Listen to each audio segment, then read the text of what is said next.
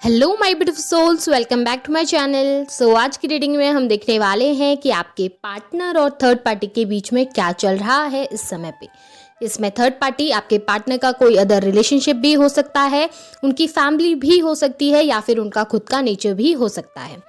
Reading journal है तो आपके साथ जितना रेजोनेट करती है आप उतना रखिएगा, जितना नहीं करता है उसे जाने दीजिएगा। मेल एंड फीमेल सभी के लिए और सारे ही साइंस के लिए रीडिंग है। रीडिंग टाइमलेस है तो जिस वक्त पे आपके सामने आती है उस वक्त ये रीडिंग आप लोगों के साथ रेजोनेट कर सकती है। मैरिड लोगों के लिए भी है, मैरिड लोगों के लिए भी है, उन सभी लोगों के लिए है जिनकी लाइफ में कोई थर्ड पार्टी इन्वॉल्वमेंट है, जिनके रिलेशनशिप में कोई थर्ड पार्टी इन्वॉल्वमेंट है। चलिए स्टार्ट करते हैं। हाईलाइटेड साइंस बता दूं, ये साइंस आपके पार्टनर के या फिर थर्ड पार्टी के हो सकते हैं। वो लोग फायर साइन के हो सकते हैं, एरीज, लियो, सैजिटेरियस। एयर साइन के भी हो सकते हैं, जेमिनाई, लिब्रा, एक्वेरियस। वो लोग अर्थ साइन के भी हो सकते हैं, टॉरस, वर्गो, कैप्रिकॉन। और वाटर साइन के भी हो सकते हैं, कैंसर, स्कॉर्पियो, पाइसेस। यहाँ पे सारे ही साइंस निकल कर आ गए हैं। नंबर्स अगर मैं देखूं तो 6 नंबर जून मंथ इंपॉर्टेंट हो सकता है, 8 नंबर अगस्त मंथ इंपॉर्टेंट हो सकता है, 9 नंबर सितंबर मंथ इंपॉर्टेंट हो सकता है, 3 नंबर मार्च मंथ भी इंपॉर्टेंट हो सकता है और 5 नंबर मई मंथ भी इंपॉर्टेंट हो सकता है। यहाँ पे एरीज और कैप्रिकॉन की एनर्जी हाईलाइटेड है। चलिए स्टार्ट करते हैं, देख लेते हैं एनर्जीज क्या हैं, उन दोनों की क्या सोच रहे हैं इस समय पे। सो यहाँ पे सबसे पहली एनर्जी में मुझे दिखाई दे रहा है ना कि वो दोनों इस समय पे रिलेशनशिप में जब रहे थे, जब स्टार्टिंग उन्होंने की थी तो स्टार्टिंग बहुत अच्छे से की थी, दोनों का एक दूसरे को लेकर बहुत अट्रैक्शन था। या फिर हो सकता है अगर ये फैमिली मेंबर्स भी थे तो दोनों एक दूसरे के ऊपर डिपेंडेंट थे बहुत ज़्यादा। हो सकता है रिस्पॉन्सिबिलिटी आपके पार्टनर के ऊपर है अपनी फैमिली की, या फिर हो सकता है आपके पार्टनर अभी स्टेबल नहीं है और अपनी फैमिली के ऊपर डिपेंडेंट है जिसकी वजह से वो स्टैंड नहीं ले पाते। पर यहाँ पर ना कुछ ना कोई रीज़न मुझे यहाँ पर नज़र आ रहा है, कोई ग्रीड या फिर कोई लालच ऐसा नजर आ रहा है जिसकी वजह से वो लोग आपस में जुड़े हुए हैं। कोई ऐसा इमोशनल बॉन्ड जिसको वो एक दूसरे के साथ तोड़ नहीं पा रहे, जिससे वो दूर नहीं हो पा रहे, जिसकी वजह से वो जुड़े हैं। कोई एडिक्शन भी हो सकता है जिसकी वजह से जुड़े हो सकते हैं ये इस पर्सन के साथ। पर यहाँ पे ना कोई मतलब मुझे नजर आ रहा है जिसकी वजह से ये जुड़े हुए हैं। आपके पार्टनर को ऐसा लगता है ना कि थर्ड पार्टी उनका फुल्ली सपोर्ट करते हैं और हमेशा उनके साथ रहते हैं, इमोशनली भी, फिजिकली भी, मेंटली भी, किसी भी तरीके से, फाइनेंशियली भी हो सकता है कि थर्ड पार्टी हमेशा आपके पार्टनर के साथ रहती है उनके सक्सेस में, उनके ग्रोथ में, उनको सपोर्ट करने के लिए। यहाँ पे ना थर्ड पार्टी बहुत मैनिपुलेटिव मुझे नजर आ रही है। ऐसा नजर आ रहा है वो आपके पार्टनर को अपने कंट्रोल में रखने के लिए उनसे बहुत प्यार से पेश आते हैं, उनको बहुत सपोर्ट करते हैं।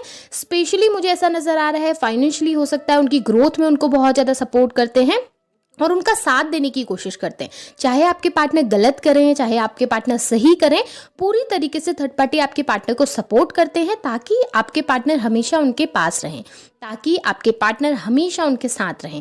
वो उनको गाइड करने की कोशिश नहीं करते, नेगेटिव करने की कोशिश ज़्यादा करते हैं, उनके कान भरने की कोशिश करते हैं। अगर ये आप लोगों के पेरेंट्स हैं, इन लॉज वगैरह हैं, तो डेफिनेटली वो उनके कान भरने की कोशिश करते हैं जिसकी वजह से आप लोगों के बीच में डिस्टेंस क्रिएट हो जाता है।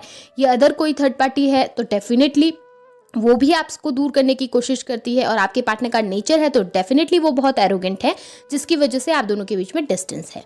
यहाँ पे ऐसा नजर आ रहा है ना कि उन दोनों का ग्रीड तो एक दूसरे के साथ है जिसकी वजह से वो एक दूसरे के साथ जुड़े हुए हैं। यहाँ पे ऐसा नजर आ रहा है आपके पार्टनर ना इस वक्त माइंड से काम नहीं ले रहे, वो सोच विचार नहीं कर रहे कि उन्हें क्या करना चाहिए क्या नहीं करना चाहिए। ऐसा नजर आ रहा है उन्हें जहाँ प्रॉफिट मिल रहा है वो जाते जाते हैं उस तरफ को, और जो थर्ड पार्टी है ना उन्हें गलत तरीके से गाइड करती है। आपके पार्टनर को बहुत अप्रिशिएट करते हैं और चने के झाड़ पर चढ़ा के रखते हैं कि आप सही हो, आप बेस्ट हो, आपसे अच्छा कोई नहीं हो सकता, जिसकी वजह से आपके पार्टनर ओवर कॉन्फिडेंट हो गए हैं। उन्हें ऐसा लगने लगा है कि वो सबसे ज़्यादा बेस्ट है और वो इस चक्कर में ना वो आपसे डिस्टेंस भी क्रिएट करते हैं, दूर भी जाते हैं, आपको हर्ट भी करते हैं तो उन्हें फ़र्क नहीं पड़ता, क्योंकि उन्हें ऐसा लगता है कि वो जो कर रहे हैं सही कर रहे हैं, वो कुछ गलत नहीं कर रहे, क्योंकि ये थर्ड पार्टी आपके पार्टनर को गाइड करती है। थर्ड पार्टी बताते हैं आपके पार्टनर को कि वो जो भी कर रहे हैं आपके साथ, बुरा भला जो भी कर रहे हैं वो सही कर रहे हैं, उन्होंने ऐसा ही करना चाहिए आप लोगों के रिलेशनशिप में। यहाँ पे ऐसा नजर आ रहा है आपने इस रिश्ते में बहुत कोशिश की, अपने पार्टनर के लिए रोकने की भी बहुत ज़्यादा कोशिश करते हुए दिखाई दे रहे हैं।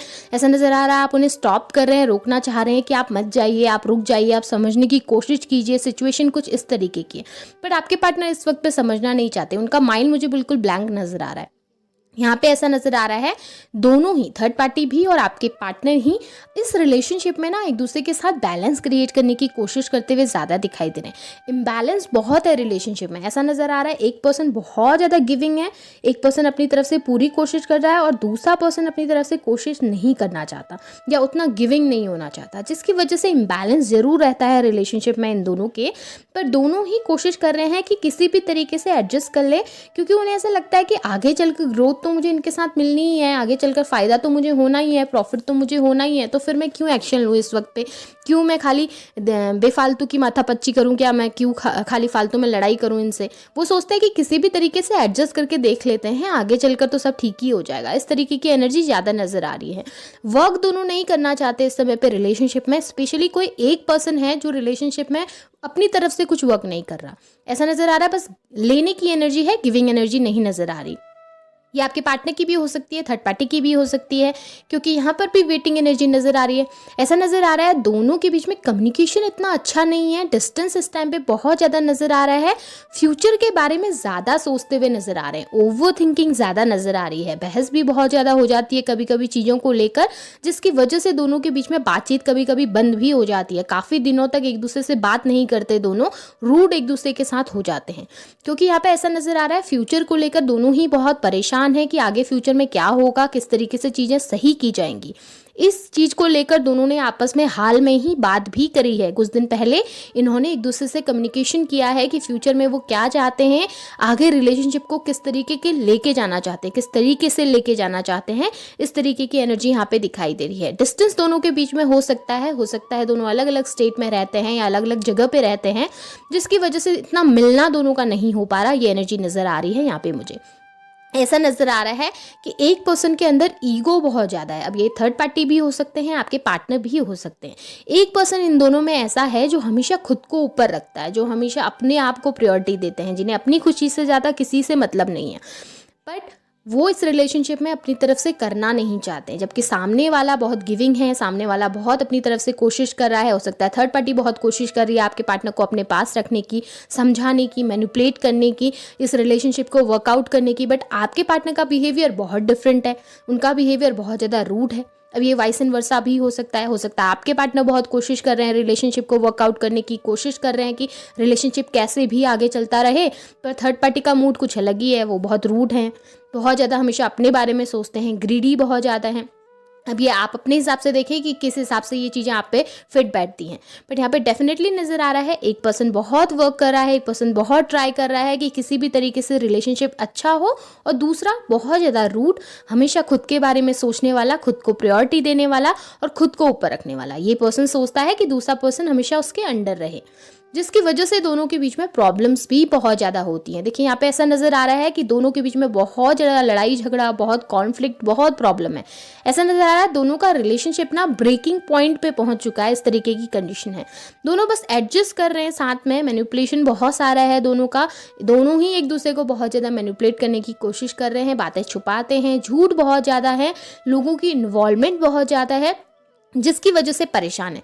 हो सकता है थर्ड पार्टी को आपके बारे में पता चल गया है कि आप उनके साथ लाइफ में हैं, जिसकी वजह से दोनों के बीच में लड़ाई हो रही है, क्योंकि यहाँ पे डेफिनेटली मुझे लड़ाई झगड़ा नज़र आ रहा है। ऐसा नज़र आ रहा है बहुत प्रॉब्लम है, कॉन्फ्लिक्ट है, लड़ाई है, छोटी छोटी बात पे बहस हो रही है, एक दूसरे से डिस्टेंस क्रिएट कर रहे हैं, क्योंकि ये बहुत ज़्यादा प्रॉब्लमेटिक कार्ड है, टावर का कार्ड है, तो डेफिनेटली बहुत प्रॉब्लम दोनों के बीच में दिखाई दे सकती हैं। इन्वॉल्वमेंट बहुत है लोगों की, मैनिपुलेशन बहुत है, दोनों बस अपने ही फ़ायदे के बारे में सोच रहे हैं, ग्रीड के चक्कर में एक दूसरे के साथ जुड़े हैं, इस तरीके की एनर्जी है। बैलेंस नहीं है दोनों के रिलेशनशिप में, बैलेंस नज़र आ रहा है। 5 ऑफ सॉर्ट्स की एनर्जी दोबारा से निकल के आई है। सो यहाँ पे नजर आ रहा है कि ना पहले रिलेशनशिप अच्छा था, पहले बैलेंस था दोनों का रिलेशनशिप, बहुत हैप्पी रहते थे, एक दूसरे के साथ एंजॉय करते थे, सेलिब्रेट करते थे, बट इस वक्त पे ना उन चीज़ों के बीच में प्रॉब्लम आ रही है। अब ये हो सकता है कि दोनों के बीच में कोई थर्ड पार्टी है जिसकी वजह से दोनों के बीच में लड़ाई हो रही है, या फिर हो सकता है आपके बारे में पता चल गया जिस वजह से लड़ाई हो रही है, पर यहाँ पे डेफिनेटली कोई रीज़न ज़रूर है जिसकी वजह से ये दोनों अभी एक दूसरे के साथ हैप्पी नहीं है।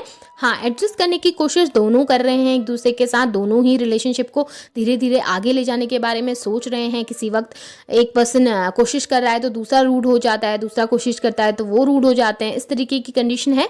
मतलब दोनों के बीच में मिसअंडरस्टैंडिंग्स बहुत सारी चल रही हैं, लड़ाई झगड़े चल रहे हैं, पर इस वक्त पे दोनों अपने रिलेशन को बैलेंस करने की कोशिश करते हुए ज़्यादा दिखाई दे रहे हैं। पर मुझे नहीं लगता कि ये चीज़ें ज़्यादा दिन तक चलेंगी, क्योंकि प्रॉब्लम्स यहाँ पे बहुत ज़्यादा दिखाई दे रही हैं।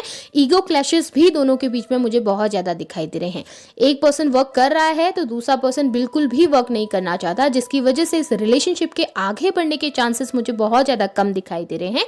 हाँ, इनका पास बहुत अच्छा रहा है, इस वक्त बैलेंस कर रहे हैं, पर फ्यूचर मुझे नहीं लगता इतना बेटर रहेगा। अब मैं आप लोगों के लिए कुछ गाइडेंस देख लेती हूँ। डिवाइन आप लोगों को क्या गाइड करना चाहते हैं इस समय पे, आपको क्या बताना चाहते हैं डिवाइन, आपने क्या करना चाहिए अपनी रिलेशनशिप में। ओके, डिवाइन आपसे कह रहे हैं कि आप ना अपने थॉट्स को प्योर रखो। आप किसी के बारे में भी बुरा मत सोचो, ना थर्ड पार्टी के बारे में बुरा सोचिए, ना अपने पार्टनर के बारे में बुरा सोचिए। कुछ भी आपने इस वक्त पे नहीं सोचना, आपने बस पॉजिटिव रहना है, पॉजिटिव थॉट प्रोसेस रखना है और उसी में आपको चलते रहना है। आप अपने कर्मा करते रहिए, आपको जस्टिस जरूर मिलेगा। आपको जिन लोगों ने आपको हर्ट किया उन्हें उनका कर्मा ज़रूर मिलेगा। आप बस यूनिवर्स पे बिलीव रखो कि वो आपके साथ सब कुछ बेहतर करेंगे, आपकी लाइफ में सब कुछ बेस्ट होगा और इसी थॉट के साथ आपने ज़िंदगी में बस आगे बढ़ना है। आपसे कहा जा रहा है कि आप बस यूनिवर्स पे भरोसा रखिए। देखिए, मैंने कहा कि आपको बस यूनिवर्स पे भरोसा रखना है, डिवाइन पे भरोसा रखना है कि वो आपके लिए हमेशा सपोर्ट में रहेंगे, आपका हमेशा साथ देंगे। आपके जो अच्छे कर्म हैं उनका फल आपको ज़रूर मिलेगा। आपको फ्यूचर में खुशियाँ और हैप्पीनेस ज़रूर मिलेंगी। बस आपने यूनिवर्स पे पूरी तरीके से सरेंडर कर देना है और अपनी लाइफ को बस इसी तरीके से जीते जाना है।